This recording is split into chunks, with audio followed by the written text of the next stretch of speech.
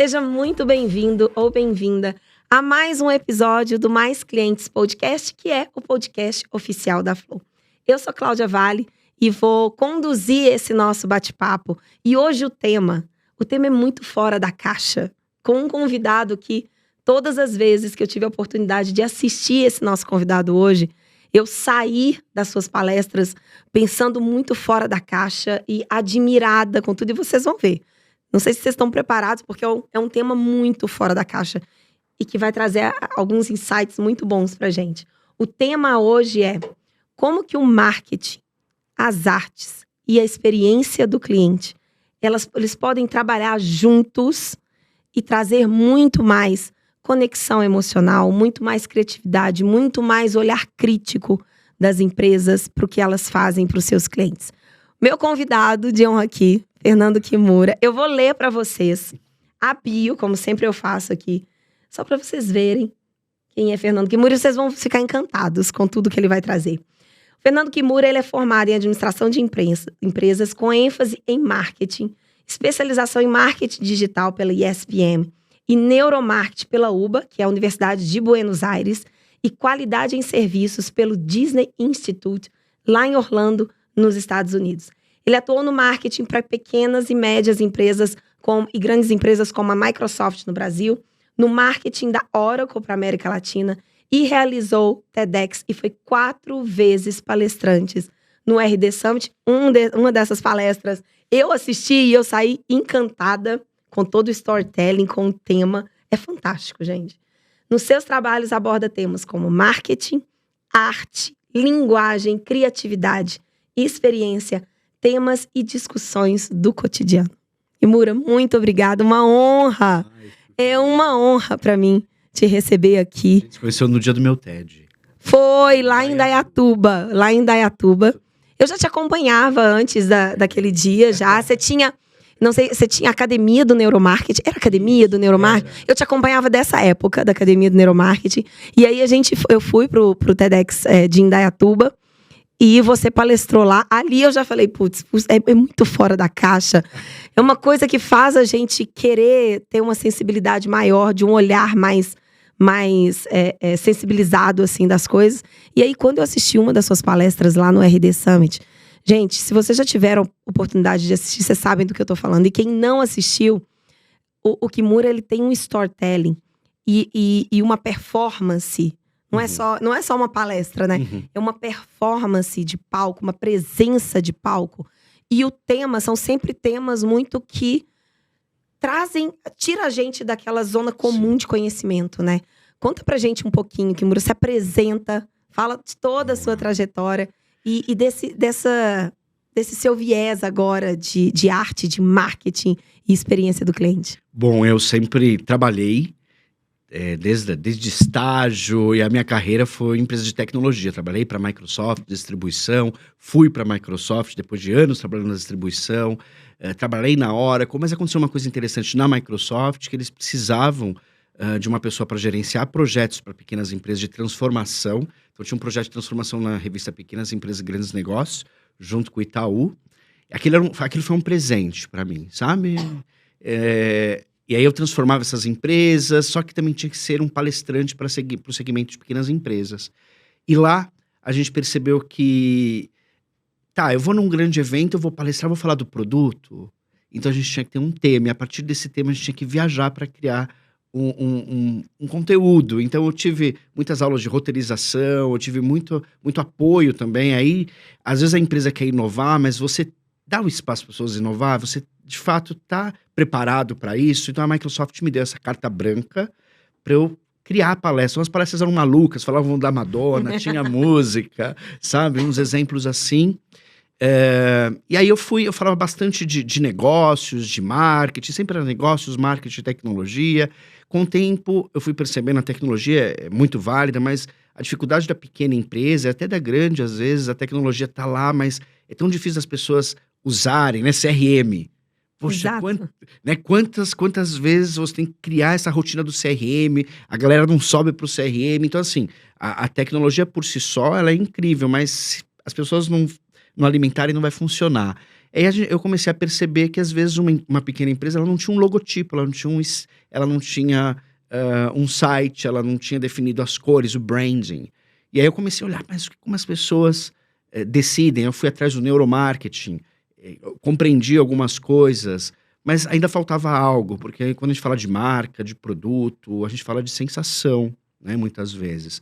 E aí eu comecei a buscar na arte, é uma coisa muito pessoal. Eu namorei um rapaz de 17 anos e ele era agente de turismo. E toda vez que a gente viajava, o roteiro cultural já estava feito. Então, se eu quisesse ou não, eu ia no Já tinha. museu. Então ele, não, a gente vai ver Botero, olha, esse é Rodin, esse aqui esse é Monet. E aí, a partir disso, ele era um apaixonado, vamos na Bienal. Então, esse meu ex-namorado me incentivou. E eu tenho um grande amigo chamado Jô, que ele é formado em letras, mas ele trabalha no presídio em Taubaté. Ele é funcionário público. Sério? E a gente vai nas exposições juntos. Ele é um viciado em musicais. Ele já viu o Fantasma da Ópera mais de 10 vezes, pra você ter uma ideia. Então ele é um cara muito da arte. A gente vai na Bienal junto. E eu comecei a olhar. Ele falou, Kimura, as pessoas, né, quando você vê uma obra, a obra às vezes não precisa significar alguma coisa. Ali tem um sentimento que a pessoa estava sentindo. Então, às vezes, não é para explicar, não tem uma explicação, é uma sensação. E eu comecei a olhar e falei, poxa, marketing é sensação também. Uma bolsa, né? Porque as pessoas pagam caro numa bolsa, mas uma bolsa mais em conta, mas a bolsa é uma escultura. Exato. Né? Você como mulher tem pequena, tem grande, tem formato quadrado, tem mais retangular. É uma escultura. Eu amo uma marca chamada Joseph, que é uma marca de utensílios de cozinha, mas o produto é puro design, é uma funcionalidade incrível, o cabo é emborrachado para não cair, a colher tem uma meia ponta para você colocar e não sujar a bancada, coisas simples, bem pensadas, do design, da arte. Então, aí eu comecei a olhar, a pandemia foi um momento muito difícil para quem trabalha com evento, para mim foi. Exato.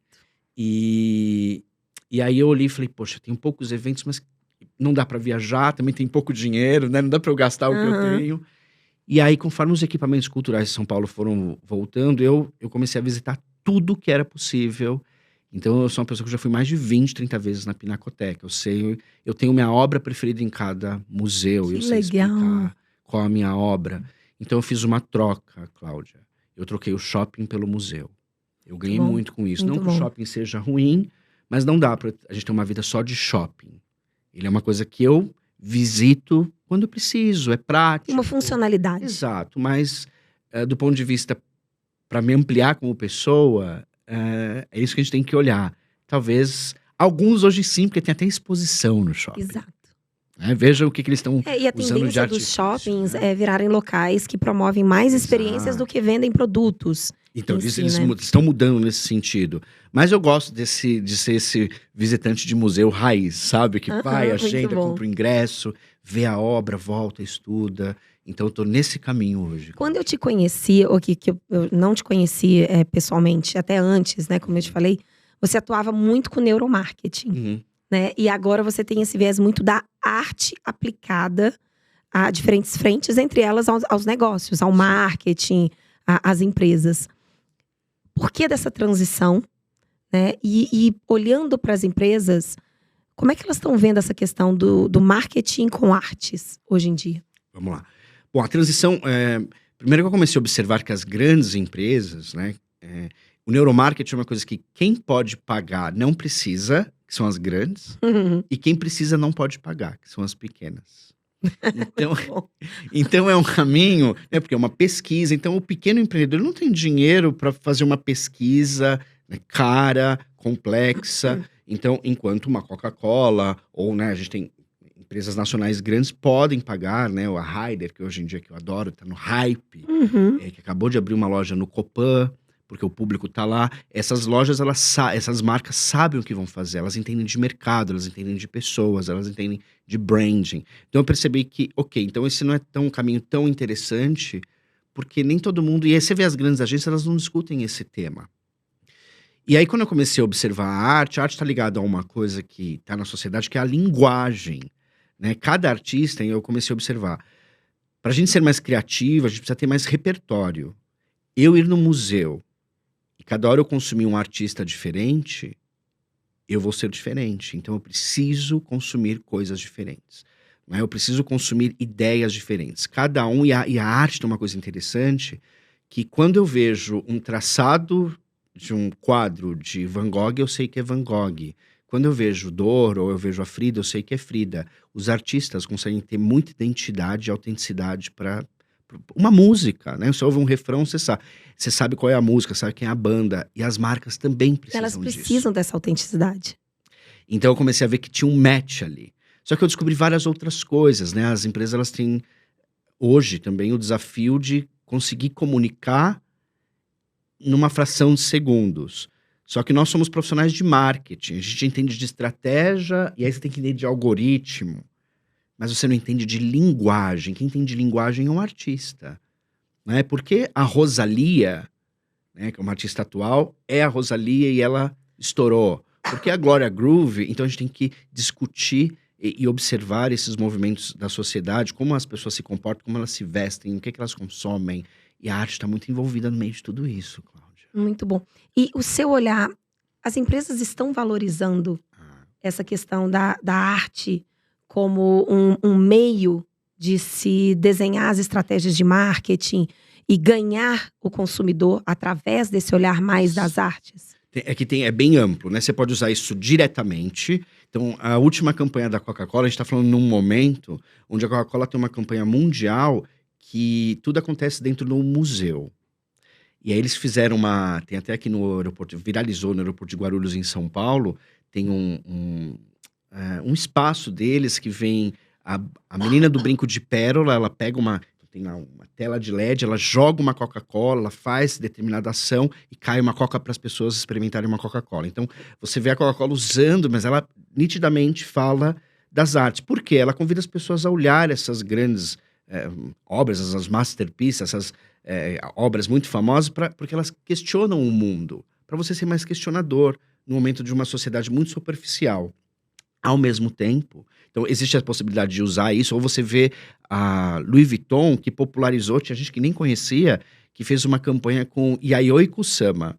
E aí agora todo mundo conhece Yayoi Kusama por conta do Louis Vuitton. Mas Yayoi Kusama tem um jardim de narciso dentro de Inhotim, no Brasil. Que é um jardim que tem umas esferas. Inhotim fica em Minas, tá, gente? Isso, em Brumadinho, do lado de Belo Horizonte. Exato. Minas. Exato. Então lá nesse jardim delas, não sei se você já viu, é uma parte que está aberta, assim, com espelho d'água. Isso. E tem umas esferas prateadas. Prateadas, elas ficam... Para você ver a natureza refletida na esfera. E você se vê, chama Jardim de Narciso. Essa obra é de Yayoi Kusama, que é a mesma artista. Então, o que acontece no museu? Assim, quando a gente vai no shopping, as marcas se repetem.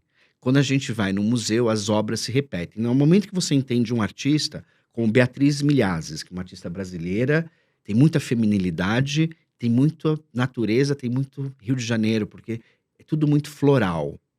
É lindo, é poético. E ela faz... Então, aí, como as empresas ganham? O Tate Modern em Londres, o restaurante é todo decorado, aí não sei se ainda mas por Beatriz de Milhazes. Às vezes, espaços grandes contratam esses artistas para fazer o espaço. Metrôs, galerias. Então, existe uma maneira de você se conectar diretamente ou de você entender isso melhor e melhorar a comunicação da sua empresa, a linguagem. Muito fantástico, fantástico. Dentro do tema de experiência do cliente, uma das coisas que as empresas estão tentando explorar bastante, algumas de maneira mais direta, outras de maneiras mais indiretas, são as sensações e as emoções do consumidor. E aí, na hora que eu penso nessa questão da arte, na sua opinião, o consumidor, ele é sensível a essas frentes que envolvem mais a arte? Ele tem interesse? Ou ele é muito da tecnologia, do rápido, do... Como é que você está enxergando pela perspectiva do consumidor? Porque eu vejo as empresas, uma empresa que tem uma sensibilidade maior de investir em artes, mas que talvez esteja com um público que não valorize tanto. Como é que você enxerga o consumidor nessas ações de marketing que tem um viés mais da arte, desse outro olhar? Eu acho que eu observo experiências em São Paulo que elas são baseadas em arte, de uma outra maneira. Existe um bar aqui que virou um bar mega famoso, chamado Bar dos Arcos. Não sei se você já visitou. Que ele fica... Primeiro que é um lugar icônico. Ele fica no subsolo do Teatro Municipal. Exato. Então a gente está debaixo das cadeiras e do palco. só que nós temos uma experiência arquitetônica única. Os drinks são servidos de uma maneira, é tudo tão lindo, né? O cardápio, agora o cardápio são um cardápio de grandes mulheres. Então eles rodam um ano com o cardápio. Então tem o drink inspirado em Elza Soares, tem outro, enfim. E aí eles lançaram isso, então é uma série de pequenos elementos que fazem quando a gente entra no Bar dos Arcos, a gente fala, meu Deus, aonde eu tô? Aquilo me teletransporta, né? O que eu vejo que muitas empresas podem fazer, como eu estava conversando com a Unimed esses dias, Unimed Rio Grande do Sul, e eles compraram, né, um imóvel tombado, então eles reformaram todo de acordo com o IFAM. Então aí existe uma outra, grandes empresas podem impactar a sociedade de uma outra maneira, Cláudia, né, convidando as pessoas, eles têm lá nesse museu a história do associativismo, porque eles são de uma cooperativismo, cooperativa. né? Uhum. E eles têm vários tipos de exposições diferentes. Então, aí você entra num tipo de relação marca-consumidor numa outra esfera para construir awareness. Então, não é diretamente, às vezes, tá? Nesse caso, ou, por exemplo, a Bienal, que vai acontecer agora, de setembro a dezembro aqui em São Paulo, venham que é de graça. O Itaú é patrocinador, mas uma das empresas que patrocina é a Osklen. Porque o dono da Osklen, ele também é artista, tem várias obras dele no MAC de Niterói.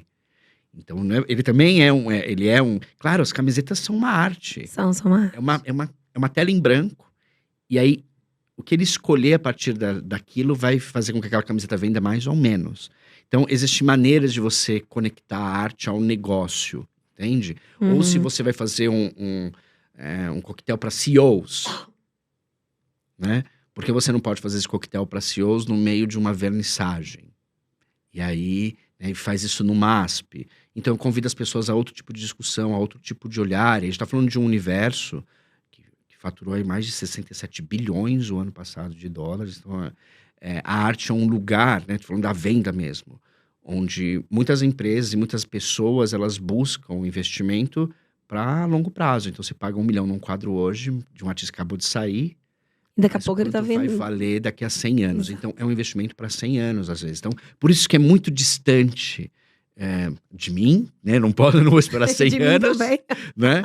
Mas grandes empresas estão aí centenárias. Exato. Né? Então, ela pode comprar isso para que lá na frente seja algo que vala, que vai valer alguma coisa. Ao mesmo tempo que também a arte pode ajudar a incentivar a criatividade. Então, as empresas precisam ser criativas. Esse né? era um ponto que eu queria, antes da gente começar aqui, a gente estava batendo um papo, e você disse uma coisa que me chamou a atenção, né? Que as suas palestras, geralmente elas não são para que a empresa venda mais, mas para mudar a mentalidade dos colaboradores em relação ao olhar crítico, à criatividade. Explica mais pra gente. Eu costumo dizer que a minha palestra não ajuda a vender. Isso. Ela ajuda você a pensar. Isso. Porque eu acho que dentro de uma empresa a gente precisa de um pouco de tudo, né, Cláudio? Você precisa da organização, você precisa da estratégia, você precisa do olhar financeiro, você precisa ser arrojado, você precisa de diversidade. Então, ela ajuda você a pensar, você ter um refresco dentro do que você faz. Isso vem da Microsoft, porque a gente dividia as ações em awareness, changing perception e demand generation. Então, conhecimento de marca, mudar a percepção, que no caso da pequena empresa, a tecnologia não pode me ajudar ou é cara, e geração de demanda. Então, tinha pilares diferentes. Então, a gente fazia coisas diferentes que iam ser metrificadas ou não, mas tinham intuitos diferentes. Né? Então, eu vejo que a arte tem esse papel de ajudar as pessoas a pensar. Então, esse é o meu... Quando eu vou numa palestra, eu vou dar uma palestra, eu ajudo a pessoa a pensar em algo que ela não tinha pensado, tentar olhar para um outro universo. Então, é sempre esse convite. Geralmente com profissionais de marketing eu faço isso, né? Mas tem evento que leva a empresa inteira. E o que ele estava dizendo aqui é exatamente o que eu senti quando eu vi a sua palestra lá no RD Summit. Eu saí desse jeito. Com um olhar de falando, putz, eu nunca pensei em determinados aspectos dessa forma. E aí... Mas eu me inspiro, em Karnal. Por quê? Eles são filósofos. Exato. Eles fazem as pessoas pensarem. Muito bom. Certo? Então, eu olhei. Existe um outro tipo de palestra. Né? Uma monja Coen faz as pessoas olharem para dentro de si. Eu falei, poxa, eu não sou filósofo, mas já falaram, a sua palestra não é de marketing, é filosofia. Porque ela Não, eu questiona total coisas, acredito, total acredito. né? Porque da forma que eu pensei. Agora eu fico pensando nesse mundo muito voltado para a tecnologia que a gente está agora. Uhum. E se a gente pensar no metaverso, se a gente pensar em inteligência artificial, como é que a gente conecta isso? Algo que é muito de sensação, que é muito da criatividade, que é muito de percepção, com toda essa tecnologia que tem no mercado. Eu sei que, por exemplo, para o metaverso, Uhum. a gente pode levar a arte lá para dentro, né? Pode ter exposição lá Pode, dentro, né? pode. Mas essa é a visão tradicional, né? Da gente pegar a arte e colocar ali dentro. Como é que a gente conecta essas duas coisas? Né? Existe até com o advento dos NFTs, mas no mercado de arte isso já representa um número, tá? Você vê aí relatórios da Christie's, que é a grande casa de leilão da Sotheby's, eles já têm, dentro do faturamento deles de 2021 e 2022, obras digitais sendo vendidas. É óbvio que isso é uma coisa muito iniciante ainda, né? Porque existe o valor do Carlos Dias Cruz, que já é um artista falecido que trabalha paleta de cores. A obra dele vale muito porque existem poucas obras. Então existe um outro lado que eu questiono até onde vai valer se não é tão escasso. Então será que a tecnologia vai de fato criar esse valor que a arte tem? Então eu acho que tem um lado interessante de talvez você ter que ser mais criativo, ter que olhar e construir esses universos, as marcas pensarem nisso. É um desafio grande, né? Então eu não vejo nesses movimentos, todos os lugares que eu vou, essa discussão ou esse abraçamento Uhum. dessas tecnologias. Porque se discute muito Nesses mais. ambientes de artes que você está Por falando. exemplo, na SP Art, que é a maior feira de arte da América Latina, acontece em São Paulo, na Bienal, durante 4 dias. E vai ter a Arte Rio, que acontece na Marina da Glória. São os maiores eventos do universo. Tem a Art Basel em Miami. O que aconteceu, agora eu posso te dizer, tá? Tem números. As galerias ou os leilões, eles deixaram de ser somente um leilão fechado. E por conta da internet, você tem aumento aí de 2.700 mil vezes de gente acessando aquilo, de mais pessoas podendo comprar. Isso é muito Então, bom, né? Exato, foram impactados pela internet. Mas eu não vejo um movimento grande no ponto de vista dessa construção desses universos. Eu acho que tem muito artista olhando para isso. Esses artistas vão adaptar de plataforma. Aí depende, né? Se as empresas começarem a contratar, você vai criar seu universo no metaverso, mas ele é construído por quem? É construído pelo Cobra. Uhum. Né? Então, aí talvez as pessoas vão entrar porque ele é construído pelo Cobra. Ou a Coca-Cola criou uma Coca-Cola NFT, que era uma Coca-Cola do metaverso, você podia comprar ela no mercado físico. Então tinha essas misturas, mas é muito principiante. Eu não vejo que eles entraram de cabeça nesse universo, Cláudia. Ainda é muito easygoing, assim. E como é que você enxerga a cabeça dos líderes da empresa em relação a enxergar o valor de ter esse olhar da arte vinculado a marketing, experiência do cliente? Os líderes têm essa sensibilidade da importância desse tema? Acho que nem todas as empresas olham para isso, mas a gente vê empresas como o Itaú, que tem o Itaú Cultural. Então você vê algumas instituições que olham e abraçam isso, entendem a importância. Ou a Porto Seguro, que tem teatro e museu. Carlos Dias Cruz foi a Porto Seguro que trouxe um pouco antes da pandemia. Então você vê essas grandes empresas tendo esse tipo de movimento. Então, acho que é um outro olhar que as empresas devem... Assim como algumas investem em marketing esportivo, né? Então, é um outro olhar que você também pode observar para investir e ter uma outra relação com o cliente dentro de um espaço que não é somente da sua marca. Outra coisa que eu vejo, às vezes a arte ela pode contribuir muito com cidades, Cláudia. Como assim? Me explica. Então, a gente quer vender mais, certo? Só que para eu vender mais, eu preciso fazer com que tenham mais pessoas circulando na minha região. Então, para isso, eu faço com que o Minhocão tenha uma obra em cada prédio, para que, de fato, aquilo vire um bulevar e quase uma galeria de arte a céu aberto. Porque as obras do Minhocão são feitas para quem anda a pé e não para gente que passa de carro rápido. E ali embaixo, no entorno, tem toda uma indústria criativa. Então, você tem casa de stand-up, você tem o Fornô, que é um restaurante famoso, Você tem agora a livraria Rabo de Gato, se não me engano, que é uma livraria que só tem livros de mulheres, escritoras femininas. É mesmo? Você tem no Copan. Então, assim, a arte ela pode ser usada, talvez, a gente está falando para um público privado. Então, a prefeitura ou a cidade usa para ajudar aquela região a expandir os negócios. Não necessariamente, às vezes, somente uma marca sozinha tentar levantar essa bandeira, mas ela pode usar através, por exemplo, a Dengo, que a gente estava falando. É uma experiência de vários, assim, é tão complexo e é tão E de um encantador. aspecto social também, Exato. né? A Dengo, ela une toda essa questão Porque tem um storytelling, tem uma arte ali do processo deles. Tem brasilidade, tem design, tem sustentabilidade. Aspecto social, sustentabilidade, é fantástico. Então são vários elementos, tem a roupa do pessoal que trabalha na Dengo, assim, tudo é muito bem pensado. A parte como o chocolate é desenhado, que foi desenhado, eles se basearam em linguagem de J.C. Borges, qual é o nome?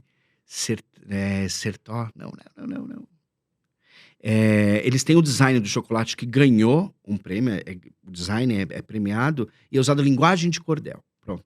Então ele é cortado de acordo com linguagem de cordel. Então eles trazem, então você pode trazer, às vezes, o olhar prático no seu negócio. Tem um restaurante aqui em São Paulo, então nem todos os negócios, quando é muito B2B, a relação que era B2B… a próxima pergunta que eu ia te fazer, A relação B2B, ela é muito mais, realmente, de relacionamento, né? Às vezes ela é muito mais formal, então depende da empresa que está do outro lado, mas quando é no B2C, a gente consegue, às vezes, explorar um pouco isso, né? Então as marcas conseguem brincar com esses elementos. Eu adoro um restaurante chamado Mangai, não sei se você já foi, fica na Faria Lima. O Mangai é um restaurante de João Pessoa. E toda vez que eu vou no Mangai, ele é decorado com bananas na parede, com aqueles espelhinhos laranja, sabe? Com a borda laranja, tem chapéus de palha. E aquilo tudo é tão bonito, tem um sertão. Você está entrando no sertão nordestino.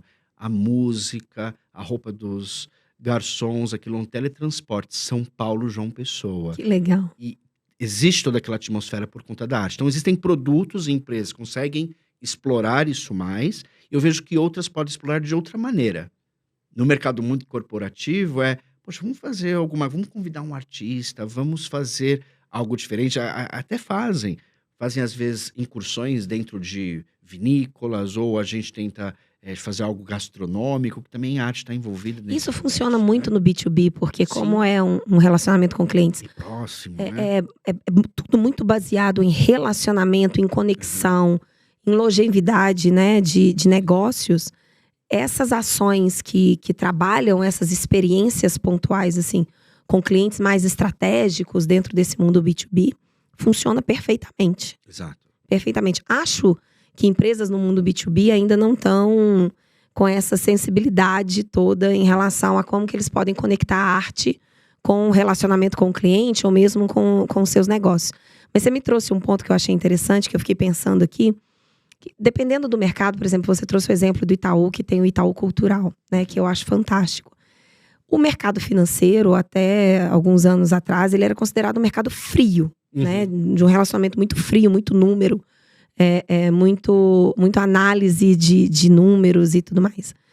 E quando a gente traz essa arte, meio que eu dou uma quebrada nessa frieza que o mercado ou que uma marca pode ter, né? E aí ela começa a se aproximar mais de algo que é mais humano, né? Do ser humano e não tão frio. Hoje a gente ainda tem algumas instituições financeiras que estão explorando, dentro do seu relacionamento, do seu atendimento ao cliente, algo que seja muito mais próximo do dia a dia, da linguagem desse cliente. Mas nessa esfera do vínculo do marketing com a arte e a experiência do cliente, ajuda também nesse sentido, né? De trazer uma humanização, trazer algo mais quente, mais próximo para esses clientes, né? A gente vê o próprio Itaú, eles já patrocinaram o Rock in Rio, né? Eu conheci, trabalhei uma época com o pessoal do Itaú, e eu fui dar uma palestra e por acaso eles estavam falando meio que uma reunião geral de como foi, dos perrengues, dos aprendizados. Foi a Carol, uma amiga minha, que deve estar no Itaú ainda. E ela falando um pouco dessa experiência, aí eu vejo um banco tendo que montar uma roda gigante, uma tirolesa no meio de um show, tá próximo do consumidor, ver o problema. Então, é uma outra relação, né? Grandes shows também é uma forma dessas empresas se relacionarem com o consumidor, né? E eles fazem isso. Então, o Cirque du Soleil, quem é o banco que traz? Sempre tem um banco, Exato. sempre tem um banco por trás desses grandes espetáculos, né? Ou de um musical. Então, é uma forma. O Teatro Renault. Mas O existe algum Teatro benefício Renault. fiscal também, não? Ah, não, certamente, e tem que ter, né, Cláudia? Porque, de fato, a gente incentiva um outro olhar social. Porque quem somos nós? Aí eu te pergunto.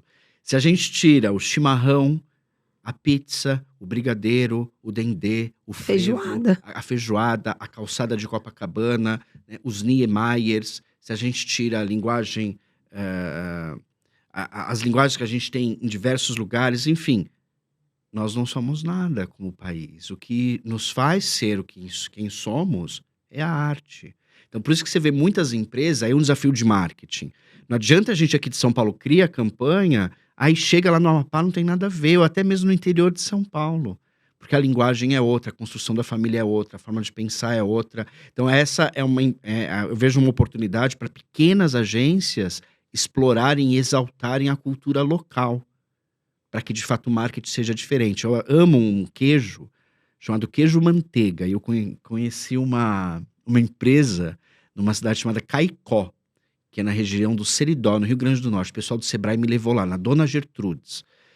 E Cláudia, é um queijo. Queijo de manteiga? Eu sou mineira, eu tô aqui É pensando. Como é diferentíssimo. que é um queijo de manteiga? É um processo, como eles fazem Tem a gosto de manteiga ou não? tem um gostinho. Ele é meio molinho, ele é bem amarelado. E aí eles pegam o queijo, esquentam 1 minuto no micro-ondas, ele fica meio molinho, e você come aquilo com café, é assim, é um negócio de rolar no chão de gostoso. Sério? E tem uns que vem com a raspa. E eu conheci a fábrica, que fica bem no meio do sertão nordestino, e eu olhei aquilo e falei, nossa, isso é um pedaço do meu país, como tem o queijo canastra, como tem. Então, a nossa cultura, isso está a arte envolvida, Cláudia. A arte está em Fantástico. vários pequenos negócios, como a característica do negócio, né? Então, os pequenos podem se beneficiar exaltando isso, e os grandes podem se beneficiar apoiando isso. Agora, meu time pegou aqui Uhum. que uma das suas apresentações, na curadoria que a gente fez, você comenta que a arte ela é formada por 4 elementos: conteúdo, forma, perspectiva e tom. E aí você disse uma coisa agora que me chamou a atenção, que às vezes uma empresa pode selecionar uma arte que não tem nada a ver, ou algum conceito que não tem nada a ver. E a gente está falando de uma autenticidade de marca e uma autenticidade de arte, né? Quando a gente pensa nesses 4 itens aqui, como é que uma empresa pode acertar na seleção de uma arte que fortaleça a sua a autenticidade, a sua identidade como marca, e que case muito bem, que não venha uma arte que vai trazer um risco até de reputação ou de imagem para essa empresa? Quando eu falo de conteúdo, forma, perspectiva e tom, então, todo mundo tem concorrente, não é? Mas vamos entender no mundo das artes, que também vendem. Então vamos olhar para cantores, para você entender onde eu quero chegar. Então, o conteúdo é música. A forma, a perspectiva e o tom vai mudar. Então, o conteúdo é música. Eu faço música, você faz música. Só que eu faço música eletrônica, lounge, e eu gosto de fins de tarde, entende? E eu gosto de praia. Tá, mas você gosta de uma música eletrônica mais dark, para uma cidade, para um lugar industrial, então muda. Então, quando a gente olha isso no mundo das artes, vamos olhar na vida real. Ney Matogrosso, ele tem conteúdo, forma, perspectiva e tom, que eu sei quem é ele pela música, pela forma como ele se apresenta, pelo gestual, por tudo. A Anitta, a Joelma, os Beatles, o David Bowie, vejam, a Amy Winehouse. A gente está falando do mesmo conteúdo, que é música. Só que cada um deles tem uma forma, perspectiva, um tom que eles construíram, que é original deles, né? Claro que muitos, né, tiveram orientação de como construir isso melhor, mas o cabelo da Amy Winehouse, eu nunca vi uma pessoa... Não é dela. Então, eu vejo que as empresas, elas podem, como aí, um exemplo, né? A Dengo conseguiu fazer isso. Ela tem conteúdo, forma, perspectiva e tom. E é um produto tão brasileiro e também é um produto de luxo, mas o luxo não está em primeiro lugar na comunicação do produto. O que está é a brasilidade. A loja tem chão de taquinho vermelho. né? Então, e aí, a partir disso, eles criam esse universo da marca. Então, válidas aí, a gente tá falando de brand, de como você vai criar essa identidade para que, de fato, tenha a ver com o que você vende, o que você quer transmitir, o que tem a ver com DNA, tem que ser real. A dengue a gente vê que é verdade. Porque senão fica fake, né, Cláudia? E não é sustentável no longo prazo, Não. né? Não consegue, né? Eu trabalhei na Microsoft, eu sempre, né, voltei, e as pessoas sempre torciam para dar uma tela azul na minha apresentação, né? E eu Que sou super, maldade. eu sou super defensor da Microsoft, sabe? E aí eu vejo ela não perdeu o DNA, né, de tentar fazer as pessoas fazer além do que elas podem fazer com a tecnologia. E aí tava todo mundo na mesma direção. De repente ela aparece com o tal do ChatGPT e agora inteligência no meio do Office. Tá todo mundo desesperado da tecnologia, não sabe o que vai fazer. Pararam de discutir.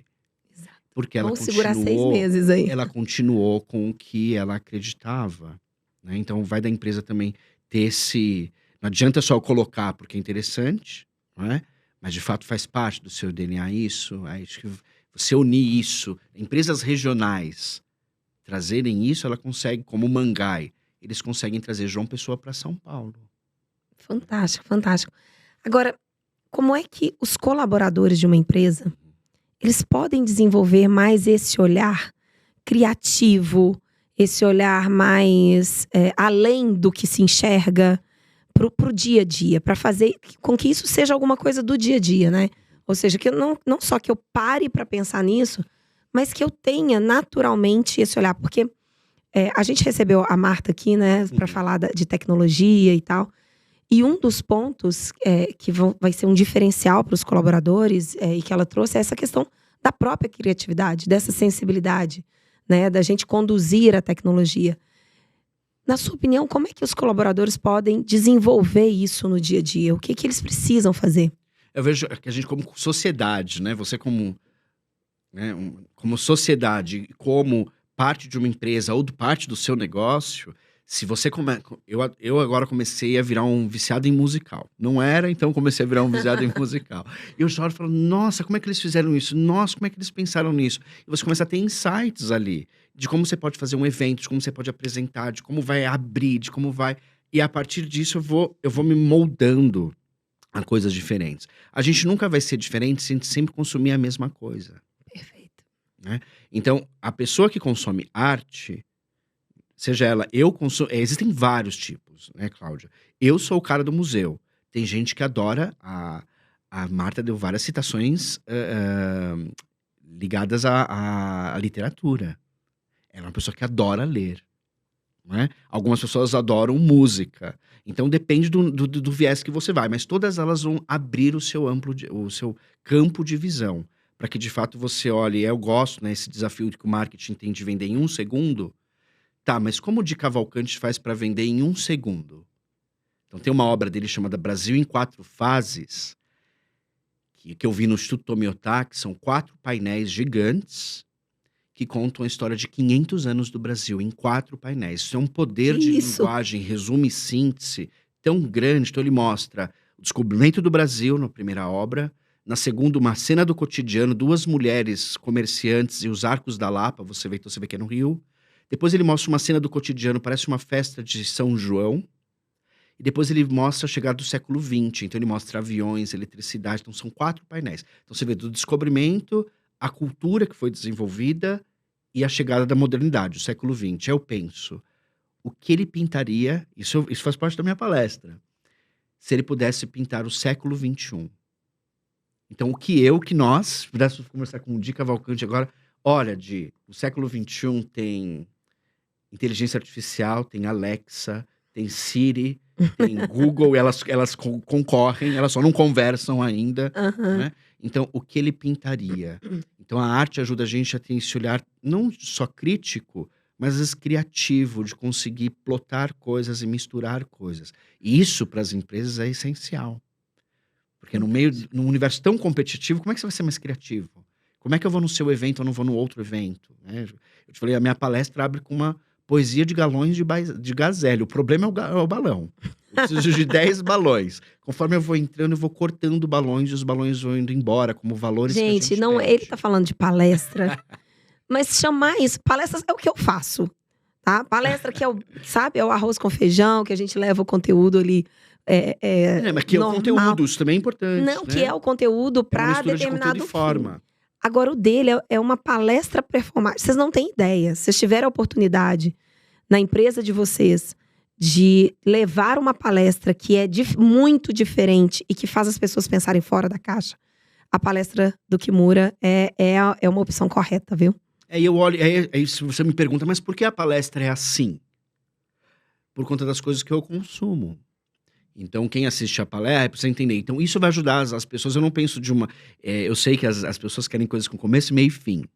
Mas o meu conteúdo, quando você assiste, às vezes ele tem um começo, você não entende o fim, ou você não entende o meio, só no final você entende tudo o que aconteceu. Porque eu sou muito influenciado por Pedro Almodóvar, que os filmes nunca começam do começo, meio e fim. Ele começa de uma cena específica e você vai tendo que deduzir, e é uma colcha de retalhos, e você só entende mais ou menos no final, de fato, o que você estava vendo na sua frente. Então é um pouco surrealista, né? Então Muito eu tenho legal. que trazer isso para a palestra. Então as marcas precisam, né, de ter outro tipo de linguagem, outra forma de abordar o cliente. Eu vejo isso no TikTok, outro dia uma menina reclamando, porque ela queria cupom de desconto e a gente só tinha de 20%, mas também queria o frete grátis e a gente também tinha o frete grátis para compra acima de R$ 50. Como se fosse uma reclamação do cliente enquanto ela vai embrulhando os produtos e o cliente conseguiu tudo que ela queria e levou, só que era um roteiro invertido. E eu olhei e falei, nossa, que criativo isso, que interessante. Então a gente precisa ter esse tipo de roteiro, precisa ter esse tipo de abordagem. A gente vai ter consumindo o TikTok. Exato. Não é? Às vezes exato. é consumindo, é saber consumir, não é um problema consumir isso. Eu gosto de ser uma pessoa que tem as minhas obras preferidas em cada museu, mas tento entender o que acontece no BBB. Tento entender também, adoro ir na Pinacoteca no horário de brush, e eu saio às 6, e a gente vê na cara das pessoas o cansaço que ela tá. Então essa mistura do cotidiano, então a gente precisa observar isso. O que é experiência para essa pessoa? É o metrô limpo. O que é experiência para, né, para mim ou para um outro? Talvez para outro seja um restaurante de luxo. Mas não sei se você sabe, eu já te convidando aqui, Cláudia, no Teatro Municipal agora você pode almoçar no teatro. Eu fiquei sabendo. Eu fiquei sabendo. E as mesas, baratíssimo. Convite super aceito, vou adorar ir lá. Os pratos são de R$30 a R$50, é uma experiência de 60, Não, e é 70, do lado de fora, assim, né? É Isso. lindo, maravilhoso. É no térreo, né? E aí eles fizeram uma coisa para ampliar a nossa experiência. As mesas são de espelho dourado para você ver o teto. É mesmo? Porque a beleza está no teto. O teto é um afresco. Como eu vejo, sem ficar olhando para cima, quando eu como minha comida, eu vejo o teto. Então, o que é a experiência do cliente nesse caso? Né? Então, existem produtos e pessoas que são... O artista, ele é impregnado de arte. Então, eu tenho, na minha casa, eu tenho tudo. Latinha é do Van Gogh. O porta-copo é de Mondrian. Que massa. A sua casa deve ser uma experiência, né, Kimura? Toda cheia de arte. Eu não tenho mais onde... Você vai entrar no quarto, uma banana de Andy Warhol, eu acho que tinha que montar um tour lá. Exato, é pequeno, meu apartamento é bem pequeno, tem 44 metros. Mas nesses 44 metros, o que tem de arte é uma loucura. Que máximo. Existe esse mercado, né? Então, esse é um convite pra gente consumir aquilo que é diferente. Eu não vou ser diferente se eu consumir o igual. E a gente está virando uma sociedade do superficial e do mais do mesmo. Sim. Né? Então, quando você traz uma mensagem dessa aqui pra gente conseguir ser mais criativo, ter mais repertório, a gente tem que usufruir de mais coisas e conhecer coisas que estão além daquele nosso meio ali. Isso é fantástico. É difícil. É difícil, assim. Igual você falou assim, olha, eu não ia pra muito musical e agora eu tô indo. Exato. Você se força aí. Exato. E ali dentro descobre a beleza e vários sentidos, né? Eu não vi aquilo. E uma coisa interessante, a gente tá numa cidade, São Paulo tem mais de 200 museus. E eles concorrem. Porque a pessoa vem para um congresso em São Paulo. Ela tem 3 dias. Então ela tem um dia livre. Nesse um dia livre ela faz o quê? Ela vai num shopping, ela vai num restaurante famoso. E ela vai em uma exposição. Como é que você vai concorrer com Picasso no Shopping Morumbi, com Capela Sistina em 4D, com Monet, com Banksy Frida imersivo, mais a nova Pinacoteca, e aí com o CCBB, mas tem muita coisa, assim, muita coisa gratuita que é incrível, incrível, tá? Também tem esse outro lado. E aí, como eu vou bastante nas exposições, o CCBB, que é um espaço físico, em cada exposição eles mudam o espaço. Então muda toda a arquitetura do espaço, todas as cores, me transporta para um outro lugar. A gente está falando de experiência também. Que legal. Então, vale a gente olhar isso, de como eles mudam, de como eles se mutam, que é o que as empresas precisam fazer. Como é que você vai fazer um evento diferente? Como é que você vai fazer um e-mail marketing diferente? Né? Como é que a gente talvez vai fazer uma abordagem diferente para o cliente? Então, os museus ajudam, só de você ir e você ver uma montagem, ver a outra montagem. Você teve uma exposição que eu vi no Farol Santander, Eu adoro. que era papel e fio de nylon. Então você entrava numa sala, tinham fios de nylon com números em papel colorido pendurados, então começava no amarelo, ia pro laranja. Com degradê. Lindo, eu tenho Você foto foi? lá, lindo. Essa artista chama Emmanuelle Moreau, é uma artista franco-asiática, ela é francesa, mora na Ásia, e ela trabalha esse equilíbrio entre as cores. É fantástico aquilo ali. Não era lindo? Fantástico. Aquilo é uma experiência arquitetônica com o espaço. E mandaram para ela, eu fui atrás, mandaram para ela o tamanho do espaço e ela mandou o projeto. Que legal. Como fazer. Então, né, a gente que é de marketing tem o guidance. Né? Ela mandou o guidance. O pessoal aplicou e fez. E eles inovaram com papel e fio de nylon. Por isso que quando a gente fala do tecnológico... E ficou tão lindo. Né? Eu tenho uma foto desse local. Exato, é maravilhoso. Lá no meu Instagram, porque é uma coisa fantástica, é lindo. Aquela exposição, na verdade, ela tinha várias outras coisas também fantásticas, né? Teve uma no Senac, aquele prédio na Paulista, aquele meio um triângulo, que falava só de arte interativa. Tá? Aí trazendo um pouco... Eu não vejo ainda o metaverso, que o metaverso é muito outstanding, né? E a inteligência artificial começa, embora eu postei algumas coisas de inteligência fazendo artes. Mas teve uma obra de um artista que você pegava um revólver e começava a fazer... Não era um revólver, era um joystick que você ia mexendo conforme as sombras iam aparecendo. Você via o vizinho que não queria ver o outro, porque falava Sério? Falava de um lado se eu não me engano ele é chinês, desse lado desse controle que o governo tem sobre a população, desse medo que a população enfrenta. Então você conseguia percorrer por entre olhares desconfiados, todo eletrônico. Então assim, é bem interessante. Então existe algumas obras que são digitais, mas isso ainda elas se misturam no meio das outras, então você não percebeu que ela era digital. E uma pergunta que sempre devem te fazer, que é uma pergunta que sempre me fazem quando a gente está falando do tema de experiência do cliente, eu tenho certeza que executivos de empresas também te fazem, que é: qual é o ROI disso? Como é que a gente mensura o ROI de um investimento? Aquela pergunta tradicional, Sim. né? Como é que a gente mede isso? Eu acho que você não vai... É a mesma coisa que perguntar quanto esse tweet vendeu. Né? Uma vez eu trabalhei numa empresa e o presidente perguntou: e esse tweet vendeu quanto? Então é quase que não dá para mensurar desta maneira. Né? Aí tem até uma obra que eu vi no CCBB que o artista ele questiona essa nossa sociedade metrificável, que a internet deu a sensação de que tudo é metrificável. Não, nem tudo é metrificável em número tão diretamente, mas eu vou metrificar isso talvez no Great Place to Work, no Top of Mind. Esses são os resultados, talvez, de uma aplicação dessa, e não somente diretamente na venda. E ela é a longo prazo, né? Então não é tão imediatista assim, né? Como eu te falei, na Microsoft eu tinha um projeto que eu cuidava de transformação de pequena empresa numa revista. Né? Pequenas empresas, grandes negócios, eram 6 meses.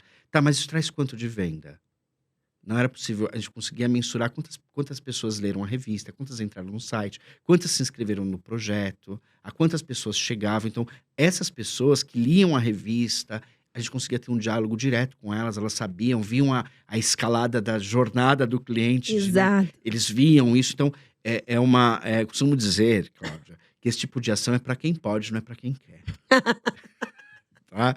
Porque eu trabalhei numa outra empresa que o pessoal, mas vocês mediam? Não tinha como medir. Porque parte do budget era para isso. Parte do budget era para o que eu quero medir. A Coca-Cola é assim. Parte do que eu quero medir, parte que eu quero talvez inovar, inventar. Então, aí como você vai posicionar. usar isso? Exatamente. Né? Então, na sua frente, ou você é uma empresa de vinhos, você vai contratar um artista famoso para fazer a garrafa, pode ser uma edição limitada. Aqui tem a El Cabriton, em Higienópolis, é uma loja de camiseta, você chega lá, é tudo em branco, e você escolhe a obra, a arte de mais de 2.000 artistas paulistanos. E aí eles colocam na hora. Na hora. Então, eles Eu usam gostei de desse fato. tema do orçamento, que é para um posicionamento, que é para uma experiência que talvez não seja metrificável, e o que a gente realmente quer monitorar e metrificar. Exato. Isso ajuda bastante. Ajuda. Sim, ajuda bastante. Kimura, uma última pergunta. E eu me incluo nessa, tá? O que você falar agora é o que eu vou seguir. Ai, meu Deus. Não, é o que eu vou seguir. Porque eu saio dessa conversa aqui falando, cara, eu preciso estudar mais arte. Eu preciso entrar mais nesse mundo, porque eu concordo com você. Eu acho que a nossa cabeça amplia muito. E eu sou uma negação nisso. E não queria ser. As grandes marcas têm isso muito bem desenvolvido. Elas drivam, as marcas de luxo, elas drivam o que é o inconsciente das pessoas. Só que tá ligado o que isso? Tá ligado moda, decoração, visual, tudo. Né? Nem nisso eu sou atenada. É porque eu sou meio desligada mesmo. Você me perguntar de moda, de decorar. E eu não sou muito desligada, assim, nessas coisas, sabe? Mas eu vejo que, por exemplo, em termos de artes, você falando, isso me encanta. Então talvez seja alguma coisa adormecida aqui dentro que eu precise explorar um pouco mais. E aí a pergunta para você, que é uma pergunta que a gente sempre faz aqui no podcast, é: um profissional que queira aprender mais sobre artes, qual é o passo a passo que você sugere para esses profissionais, incluindo a Cláudia, para esses profissionais para aprender mais sobre? Porque é um universo muito amplo. Sim. Eu começo por onde? Eu não sei nada sobre isso. Eu não sei nada. Eu começo sei por onde? 0,01%. Eu. Só que o meu Ai, então, meu amigo. 0,01% já me coloca em outro lugar. Eu sei muito pouco. Mas como é que a gente Vamos começa lá. de uma maneira Eu que vou não dizer. assuste Ótimo. e que dê uma linha realmente pra gente como- seguir? É uma alfabetização, praticamente, né? Eu comecei estudando, comprei vários livros que contavam a história da arte. Só que ele tenta contar para você de uma forma cronológica. Esse é um pouco pesado, é chato, aí você tá ali na metade. Aí comecei a fazer o seguinte.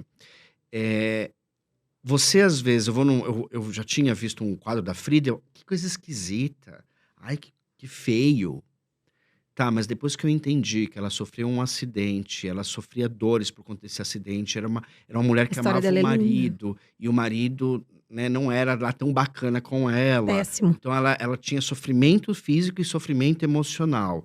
Então, na hora que eu consigo olhar a história do artista, eu consigo. E aí eu tenho uma palavra que é muito falada: o que é empatia? Você olhar uma obra, a história de um artista, se permitir isso, é uma forma empática de olhar o mundo. Então, eu tento ler por histórias. Tá, quem foi Picasso? Picasso teve 11 mulheres, 2 se suicidaram. Ele tem um histórico complexo também. Não é Exato. a coisa não é tão bonita assim. Então, a gente vê vários lados da moeda. Então, eu gosto de estudar, às vezes, a arte, entendendo a história dos artistas. Então, tem vários canais que eu sigo. Eu Vivi, que é uma menina que só fala disso. É incrível. Os vídeos, às vezes, têm 20, 30 minutos. Ou o Arte de Segunda. Eu vi muitos conteúdos na internet. Depois eu compro o livro. Depois eu vou na exposição. Ou você vai no museu. Você gostou de alguma coisa? Tira foto da obra e do autor. Tira foto, volta para casa, Google. Descobri. E agora o assim, ChatGPT pode te dar um monte de coisa. E assim eu fui adquirindo isso e começando a compreender. Aí, para finalizar, a arte, qual a função dela? Ela pode ter a função de beleza, de me dar o sublime, mas pode me fazer sentir tristeza do outro, sentir um trauma, sentir inclusão, sentir desigualdade. A arte não é somente para coisas bonitas e perfeitas, como o shopping se coloca. Exato. Essa é a diferença de quando você troca o shopping pelo museu. Nem sempre você vai ver o que você quer num museu. Ele vai te apresentar coisas que às vezes você não quer ver ou coisas que não são apresentadas pra gente. Então isso que é interessante, é a dor do outro, né? Então a gente tem que ir aos poucos, porque às vezes você sente muito no primeiro momento, mas vai indo, vai anotando os seus artistas preferidos, e aí isso vira a minha geladeira, os imãs geladeiras são todos de arte. Gente, eu preciso conhecer a casa Vira uma do Kimura. loucura. Eu já tô Vira uma curiosa loucura. pra saber como que é a casa do Kimura. É Muito tudo bom. com arte. Eu mando uns takes pra você, Tá mando bom. umas fotos. Me manda, Tá não, bom? fantástico. Muito bom. Kimura, tem uma pergunta que a gente faz aqui pra encerrar o podcast. Nosso podcast, como chama Mais Clientes, a gente sempre gosta de perguntar o que é o mais dentro desse tema que você trouxe, que é o que vai trazer mais clientes, mais valor para os clientes, mais emoção para os clientes, mais reputação para a empresa, O que é dentro desse universo de marketing, arte e experiência do cliente, o que é o mais para você? Eu vou trabalhar com... É interessante trazer uma citação aqui de um livro que é famoso. Então vamos usar aí a literatura, que é O Poder do Mito. Não sei se já viu esse livro, é um clássico. Aham. E tem uma passagem que ele fala: siga sua boa-aventurança, que aparecerão portas e janelas aonde até então só haviam paredes. Então, a arte tem esse poder de construir, né, da forma como você puder consumir. Se você está em São Paulo, vai nos museus, o MASP é grátis de terça, né, a Pinacoteca é de graça no sábado, a gente vai no dia de graça, né? Se você está fora de São Paulo, consuma esses conteúdos e você vai se ampliar. Isso vai ajudar você, de fato, atrair as pessoas de uma maneira diferente, às vezes não porque você vai aplicar isso diretamente, mas porque, de fato, você vai olhar o cliente com mais empatia. Que lindo isso. Muito bom, muito bom. Kimura, como é que as pessoas te encontram? É facinho. Fernando Kimura, tem um outro rapaz também famoso, que é um dermatologista, se eu não me engano. Sério? Fernando Kimura. Muito Não bom. conheci ele, mas eu comprei o URL antes, né? Eu registrei. Mas fernandokimura.com.br e @fernandokimura. No meu Instagram, eu divido um pouco a rede que eu mais uso, né?